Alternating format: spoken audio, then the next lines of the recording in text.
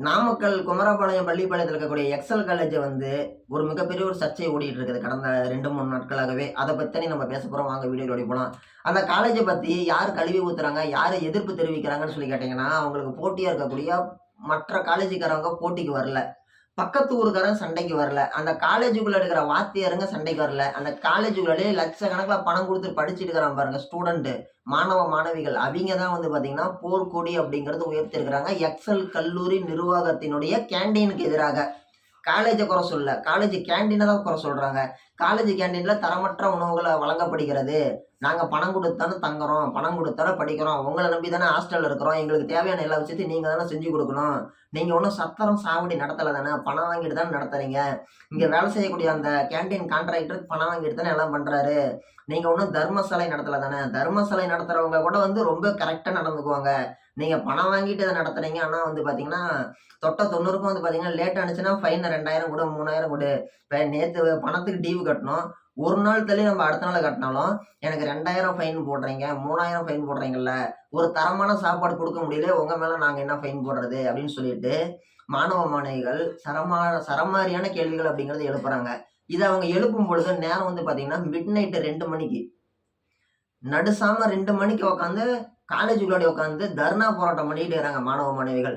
தெரிஞ்சு மீடியாவை சேர்ந்த நண்பர்கள், ஊடகவியலாளர்கள் எல்லாருமே போயிட்டு என்ன பண்றாங்க? பேட்டி எடுக்குறாங்க. அப்ப வந்து மாணவ, மாணவிகள் அவங்களோட கருத்த பதிவு பண்றாங்க. எங்களுக்கு தரமான உணவுகள் வழங்கப்படுறதில்ல. ஏற்கனவே வந்து பாத்தீங்கன்னா, ஒரு சில மாதங்களுக்கு முன்னாடி இந்த ஃபுட் பாய்சன் ஆயி ஏகப்பட்ட பேர் ஆஸ்பத்திரியில அட்மிட் ஆனாங்க. அப்பயும் இவங்க சரி பண்ணல. இன்னைக்கு வந்து பாத்தீங்கன்னா, ஏகப்பட்ட பேர் உடம்பு கெட்டு போய் ஃபுட் பாய்சன் ஆயிருக்குது. எல்லாம் வாந்தி பேதியா இருக்குது. அவங்கள ஆஸ்பத்திரி அனுப்பி விட்டுருக்குறோம். ஏன் இந்த நிர்வாகம் இத பண்ண மாட்டேங்கிறாங்க? இதெல்லாம் சரி பண்ணணும்ல அப்படின்னு சொல்லி கேள்வி எழுப்புறாங்க. முதல்ல வந்து இத எப்படி சரி பண்ணலாம்னு சொல்லி கேட்டீங்கன்னா, கல்லூரி நிர்வாகம் என்ன பண்றோம்னா, மாணவ, மாணவிகள கூப்பிட்டு அவிங்களுடைய கருத்து கேட்பு கூட்டம் நடத்தணும். நீங்க கேட்கலாம், "இது என்ன கருணாநிதிக்கு பேனா சிலை விக்கிற விஷயமா? கருத்து கேட்பு கூட்டம் நடத்துறீங்க?" அப்படி கருத்து கேட்பு கூட்டம் நடத்துனீங்கன்னா, சீமான் மாரி யாராச்சும் ஒருத்தர் வந்து, "நீ சிலை வையி, நான் ஒரு நாள் வந்து உடைப்பேன்" அப்படின்னு சொல்லி சொல்றதுக்கா? அப்படின்னு சொல்லி கேட்டீங்கன்னா, அரசியல் அப்படிங்கிறது எல்லா இடத்துலயுமே அரசியல் தான்.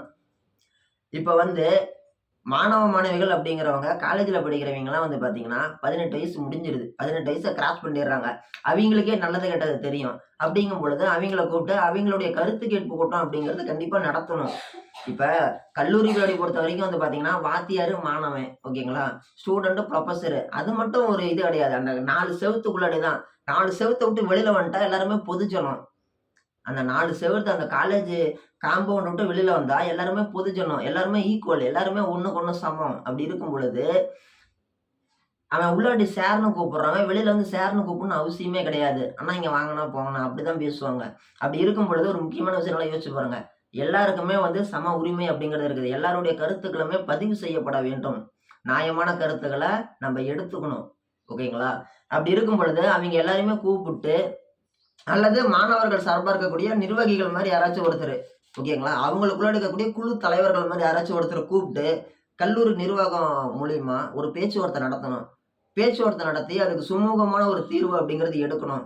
சின்ன பசங்க தானே அவங்களால என்ன பண்ண முடியும்னு சொல்லி நெனச்சோம்னா, இப்படிதான் தேர் எடுத்து தெருவுல விடுற மாரி, இத்தன வருஷமா அந்த காலேஜ்ல படிச்சு எத்தன பேர் வெளில போயிருப்பாங்க. புரொஃபஸரா வெளில போயிருப்பாங்க. அதே மாரி ஒரு பெரிய ஒரு ஒரு ஒரு துறை சார்ந்த ஒரு நிறுவனத்துல ஒரு பெரிய ஒரு இடத்துக்கு போயிருப்பாங்க. இவங்க கிட்ட படிச்சுட்டு போயிட்டு ட்ரெய்னிங் முடிச்ச எத்தனையோ பேர் காவல்துறை அதிகாரிகளா இருப்பாங்க. எவ்வளவோ பெரிய பெரிய இடத்துக்குலாம் போயிருப்பாங்க. ஆனா, இன்னைக்கு வந்து துக்குளுண்டு பிள்ளைங்க வந்து "எனக்கு சாப்பாடு சரியில்ல, காலேஜ் நிர்வாகம் சரியில்ல" அப்படின்னு சொல்லிட்டு மீடியால பேட்டி குடுக்குறாங்க அப்படின்னா, இது காலேஜுக்கு எவ்வளோ பெரிய கெட்ட பேரு. அப்படி இருக்கிறதுக்கு என்ன காரணம்? சின்ன பிள்ளைங்க தானேன்னு சொல்லி நெனச்சது தான் தப்பு.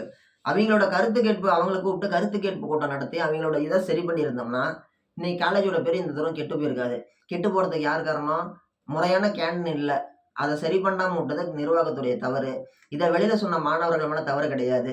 இப்படி சுய எழுச்சியா, தன்னெழுச்சியா மக்கள் போராட்டம் பண்றதுக்கான அடிப்படையான ஒரு விஷயமே வந்து பார்த்தீங்கன்னா, மாணவர்கள் போராட்டம் பண்றது அப்படிங்கிறது இப்ப சமீப நாட்களா வந்து அவங்களுக்கு புரியுது. அவங்களுக்கு தெரியுது. நாம வந்து உரிமை குரல் நம்ம கேட்டா தான் நம்மளுக்கு தேவையானது கிடைக்கும் அப்படின்னு சொல்லி அவங்க உணர ஆரம்பிச்சிருக்கிறாங்க. இது வந்து தவறான்னு சொல்லி கேட்டீங்கன்னா, தவறு கிடையாது. தவறு கிடையாது. அவிங்களுடைய உணர்வின் வெளிப்பாடு தான் இந்த போராட்டம். இப்ப இவங்க காலேஜ்ல கேட்ட உடனே அவங்க செஞ்சு குடுத்திருந்தாங்கன்னா, இவங்க ரோட்ல இறங்கி போராடி இருக்க வேண்டிய அவசியமே கிடையாது. இப்ப இவங்க ரோட்ல இறங்கி போராடி இத ஜெயிச்சு சரி பண்ணிட்டாங்களா? நாளைக்கு வேற ஏதாச்சும் ஒரு ஊர் இப்ப இவங்க போராட்ட விஷயம் தமிழ்நாடு பூரா பரவிருச்சு. இப்ப வேற ஏதோ ஒரு ஊர்ல ஒரு காலேஜ்ல ஒரு விஷயம் நடக்குது. அப்ப என்ன பண்ணுவாங்க, அந்த நிர்வாகத்துக்கு பயம் வரும். மாணவர்கள் வந்து போராட்டம் பண்ணுவாங்க. போராட்டம் பண்ணாங்கன்னா நம்ம பேர் கெட்டு போயிரும். காலேஜ் பேர் கெட்டு போயிரும்னு சொல்லிட்டு அவங்க சரி பண்ணணும்னு சொல்லி பயந்துக்குவாங்க. அது மட்டும் கிடையாது. ஸ்கூல்ல நாளைக்கு கேன்டீன்ல சரியில்லைன்னா கூட ஸ்டூடண்ட்ஸ் இது பண்ணுவாங்க. இன்னைக்கு வந்து எவ்வளவோ மாறிடுச்சு. ஒரு சின்ன ஸ்கூல் படிக்கிற பாப்பா, ஒரு 10வது, 9வது, 11வது படிக்கிற குட்டி பாப்பா என்ன பண்றாங்க, பேட்டி குடுக்குறாங்க மீடியாவுக்கு, நியூஸ்க்கு. எங்க ஊர்ல வந்து பஸ் வசதியே கிடையாது. கிட்டத்தட்ட 10 கிலோமீட்டர் நாங்க நடந்து வந்து தான் நாங்க பஸ்ஸுக்கு போயிட்டு வரோம். எங்க ஊர்ல வந்து எத்தனையோ முறை மனு போட்டாங்க. பஸ் வசதியே கிடையாது அப்படின்னு சொல்லிட்டு, பள்ளி மாணவிகள் வந்து பேட்டி குடுக்குறாங்க. இந்த மாரி வந்து ஒரு காலத்துல வந்து இன்னைக்கு இருக்கக்கூடிய ஒரு சில யூடியூபர்ஸ்லாம் வந்து பார்த்தீங்கன்னா, தமிழக வெற்றி கழகத்தினுடைய பொதுக்கூட்டத்துக்கு போயிட்டு விக்கிரவாண்டி விட்டுருங்க. அப்ப யாரும் இது பண்ணல. மதுரையில மகாநாடு விஜய் அவர்கள் போட்டப்ப போயிட்டு யூடியூபர்ஸ்லாம் மைக் எடுத்துட்டு போய் கேட்டாங்க. ஒவ்வொரு கட்சிக்காரங்கட்டயும். நீங்க எத்தன தொகுதியில ஜெயிப்பீங்கன்னு நெனைக்கிறீங்க? நாங்க 4 தொகுதியில ஜெயிச்சுருவோம். இந்த மாரி விஷயங்களும் நம்ம பார்த்தோம் காமெடியா. நீங்க ஏதாவது சொல்ல நெனைக்கிறீங்களா? எங்க வூட்டுக்கார விட எங்களுக்கு விஜய் தான் ரொம்ப பிடிக்கும். இந்த மாரி ஏகப்பட்ட விஷயங்கள் நடந்துச்சு. இன்னைக்கு இருக்கக்கூடிய மைக்கு, அந்த கேமரா அப்படிங்கிறது மத்தவங்கள ரொம்ப சிறுமைப்படுத்தி காட்டுறதுக்கும், ரொம்பவே நகைச்சுவையா காட்டுறதுக்கும் தான் ஏற்படுத்திட்டு இருக்கிறாங்களே தவிர, அடிப்படையான விஷயங்கள், அடிப்படையான பிரச்சனைகள சரி பண்றதுக்கு கொண்டு போய் காட்டுறவங்க, அந்த பத்திரிக்கைக்காரங்க மட்டும் தான் காட்டுறாங்க. மித்தபடி பொதுமக்களே தங்களுக்கு தானே உதவி பண்ணிட்டு இத காட்டுறது கிடையாது. ஏன்னா மீடியாவோட பவர் அப்படிங்கிறது முழுமையா எல்லாருக்கும் போய் சேரல. அந்த மீடியாவோட பவர் அப்படிங்கிறது எல்லாருக்குமே முழுமையா போய் சேர்ந்துருந்துச்சு அப்படின்னா, அவங்க இந்த மாரி பண்ண மாட்டாங்க. சுவிட்ச் இங்க போட்டா லைட் அங்க எரியும் அப்படிங்கிற மாரி, மீடியால இங்க போட்டோம் அப்படின்னா, உடனடியா அது எல்லாருக்குமே தெரியும். இன்னைக்கு எத்தனையோ நீங்க சொல்லலாம். ஊருக்குள்ள இவ்வளோ பிரச்சனை இருக்குது. இதெல்லாம் தேவையா? ஊருக்குள்ள பெரிய பெரிய பிரச்சனைலாம் இருக்குது அப்படிங்கும் பொழுது, இந்த சின்ன சின்ன விஷயத்துல யார் கண்டுக்க போறாங்க அப்படின்னு சொல்லிட்டு. உண்மைதான். எப்படி? உண்மதான். இன்னைக்கு வெனிசுலா நாட்ட வந்து ட்ரம்ப் கைப்பற்றிட்டாரு. அது வந்து சர்வதேச அளவுல இருக்கக்கூடிய ஒரு பிரச்சனை.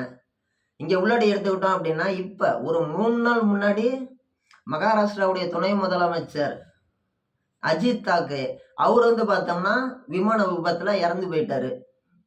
இப்படி எவ்வளவோ பிரச்சனைகள் ஓடிட்டு இருக்கிறப்ப கூட தான், அந்த கேரளாவ சேர்ந்த சிம்ஜிதான்னு சொல்லக்கூடிய புள்ள, அந்த ஃபோன் எடுத்துட்டு இப்படி இப்படின்னு எடுத்த வீடியோ அது ட்ரெண்டிங் ஆனுச்சுல்ல, 8 மில்லியன் வியூஸ் போணுச்சுல்ல. அதுல அவ என்ன கன்டென்ட் அந்த புள்ள இது பண்ணியிருக்குது. அந்த ஃபோன எடுத்துட்டு இப்படி ஒரு அப்பாவிய கொலை பண்றதுக்கு ஆங்கிள் பார்த்தா அந்த புள்ள. அது வைரல் ஆனுச்சு தானே. 8 மில்லியன் பேர் பார்த்தாங்க தானே. அந்த புள்ள இப்ப ஜெயில்ல இருக்குது தானே. கேரளா அரசாங்கம் அந்த பிள்ளை மேல தவறு இருக்குதுன்னு சொல்லி கூட்டிட்டு போய் இப்ப சிறைச்சாலையில வச்சிருக்காங்க. வழக்கு பதிவு பண்ணியிருக்காங்க. விசாரணை நடந்துட்டு இருக்குது தானே. அந்த மாரி மீடியாவுக்குன்னு ஒரு பவர் இருக்குது. அந்த பவர நாம தான் பயன்படுத்தணும். இன்னைக்கு சூழ்நிலைக்கு சட்டத்துக்கு உட்பட்டு தான் எல்லாருமே நடக்கணும். சட்டத்துக்கு உட்பட்டு சரியா நடக்காத விஷயங்கள, சட்டத்துக்கு உட்பட்டு மாணவ மாணவிகளோ, பொதுமக்களோ யாரு வேணாலும் உரிய முறையில சட்டத்துக்கு உட்பட்டு போராட்டமா முன்னெடுத்து அத நம்ம வந்து நம்மளுடைய கோரிக்கைகள முன்வைக்கிறதுக்கு நம்மளுக்கு எல்லா உரிமையுமே இருக்குதுன்னு சொல்லி அரசியலமைப்பு சட்டமும் சொல்லுது. அது அடிப்படையான உண்மை.